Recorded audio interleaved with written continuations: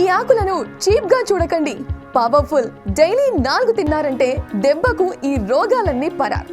తులసి ఆకులను రోజు తినడం వల్ల శరీరంలో రోగ నిరోధక శక్తి పెరుగుతుంది, అనేక ఆరోగ్య ప్రయోజనాలను అందిస్తుంది. ముఖ్యంగా చలికాలంలో తులసిని తీసుకోవడం వల్ల శరీరం ఆరోగ్యంగా ఉంటుంది.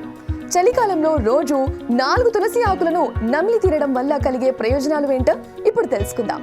తులసి ఆకులలో విటమిన్ సి, జింక్ పుష్కలంగా ఉంటాయి కాబట్టి తులసి రోగనిరోధక శక్తిని బలోపేతం చేయడానికి సహాయపడుతుంది.